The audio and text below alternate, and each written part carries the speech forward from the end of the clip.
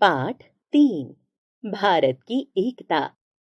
मैं भारत का नागरिक हूँ और आप भी भारत के नागरिक हैं। एक नागरिक का दूसरे नागरिक से क्या रिश्ता है, यह जानना बहुत जरूरी है। कुछ लोगों का विचार है कि कभी न कभी यह जरूर होगा कि हम दुनिया के नागरिक बन जाएं, नहीं तो दुनिया तबाह हो जाएगी। लेकिन इस समय इस बात को छोड़िए, कम से कम यह रिश्ता अपने देश का तो है ही। यही रिश्ता तो देश को जोड़ता है। देश को केवल नक्शे पर रख देना या उसके लिए कानून बना देना ही काफी नहीं है। संविधान तो होता ही है, पर वह अकेली चीज नहीं है जो देश को एक करती है। देश में जो एकता होती है वह उसी की निशानी है। वह तो उस एकता को ऊपर से विधान का जामा पहना देता है। इस देश में करोड़ों लोग हैं, उनके अपने विचार हैं, भावनाएं हैं। वे निकलकर विधान बन जाती हैं। केवल विधान बनाकर हम लोगों को एक थोड़े ही कर सकते हैं।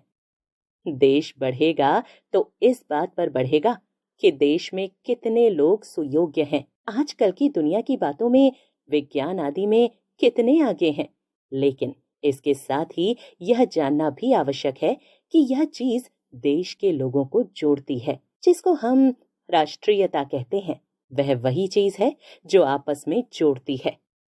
राष्ट्रीयता का क्या अर्थ है? यह एक ऐसी चीज है जिससे देश के लोग बंधे रहते हैं।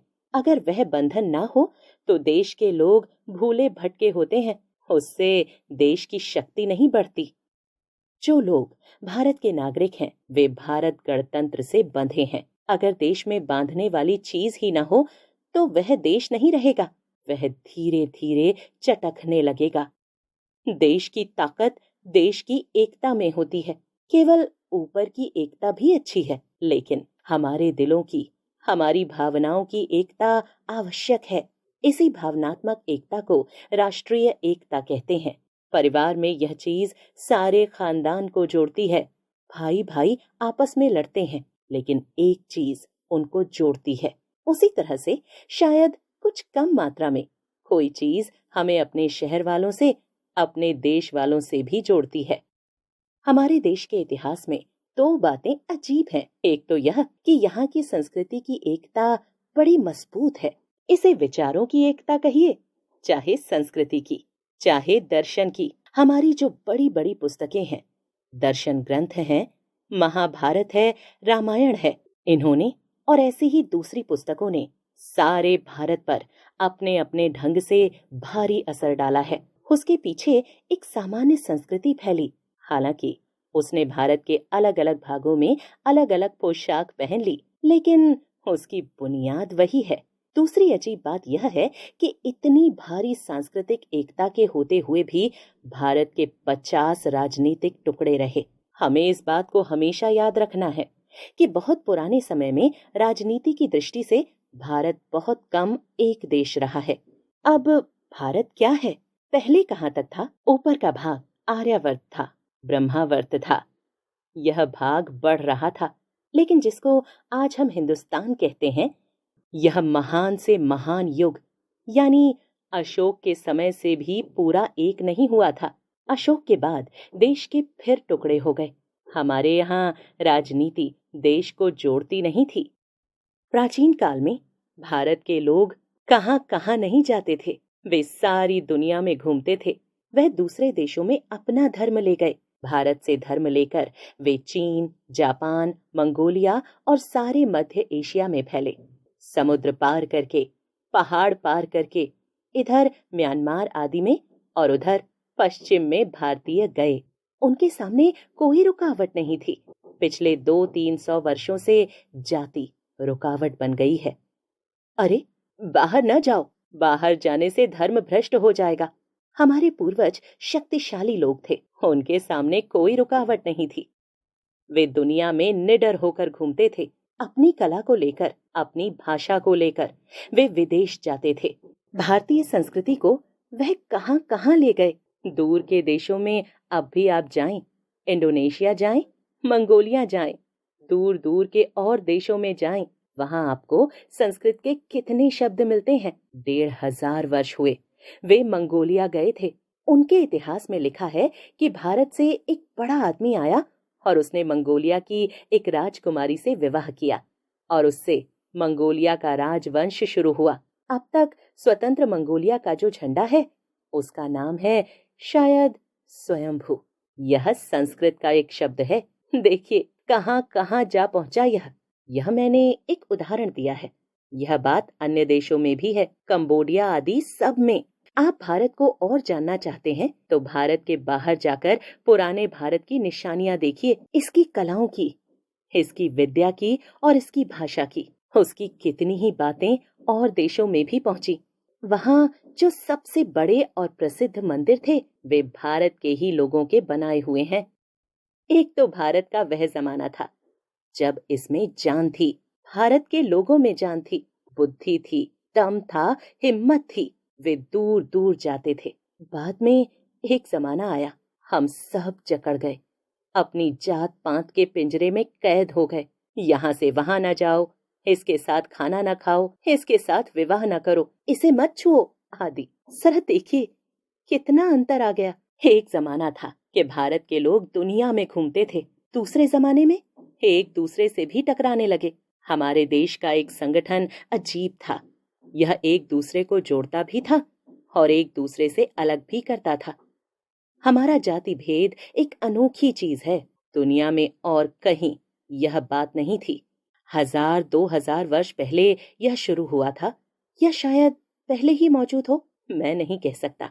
लेकिन इसमें कोई शक नहीं कि ज्यों-ज्यों वह बढ़ा, यह ज्यादा सख्त और कट्टर होता गया। धीरे धीरे एक दीवार बन गई, देश की एकता में रुकावट बन गई। देश के नागरिकों के अलग अलग खाने हो गए।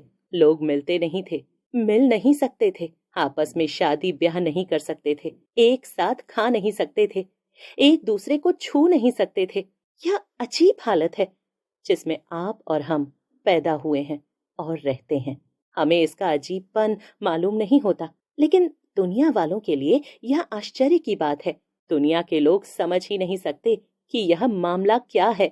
यह बात उनके दिमाग में नहीं आती। इतनी अनोखी मालूम होती है। हम और आप इस हालत को देखते हैं, इसमें रहते हैं, शादी ब्याह करते हैं, खाते पीते हैं या एक दूसरे के साथ नहीं खाते पीते हैं।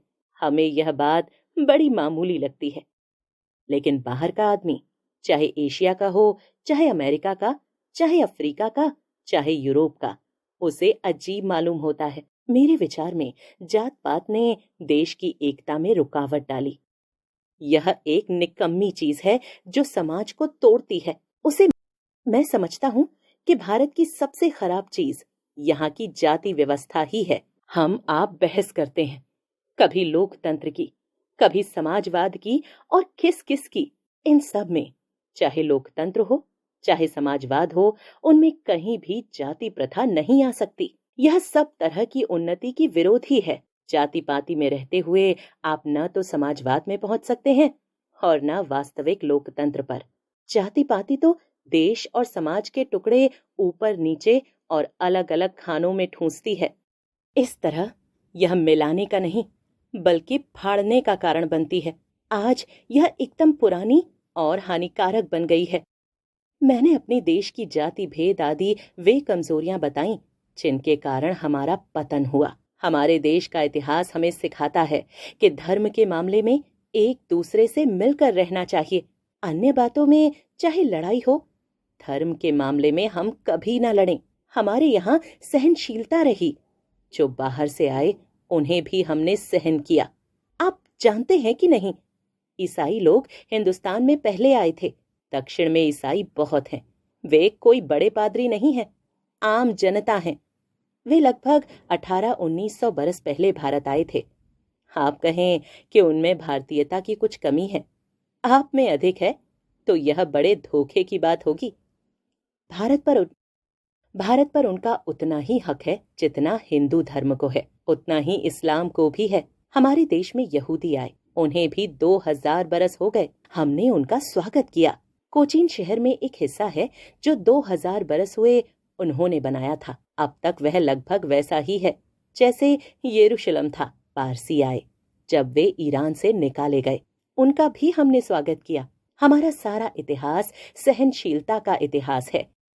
फिर हम में इतनी संकीर्णता कहाँ से आ गई? आजकल की दुनिया में हमें हर देश के लोगों को अपनाना चाहिए। उनसे हमें सीखना है और उनको हमसे सीखना है। देश में आप ऐसी सीमाएं बनाएं तो वह कब तक टिकेंगी? जब सारे लोग सीमा के पार हवाई जहाज से 2 मिनट में पहुंच जाते हैं।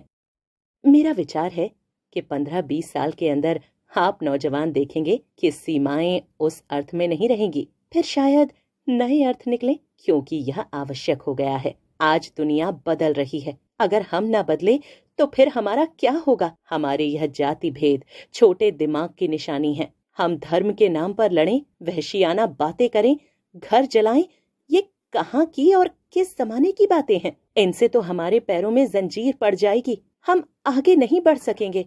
हमारे दिमाग में ताले पड़ जाएंगे और हम बाकी देशों का मुकाबला नहीं कर सकेंगे।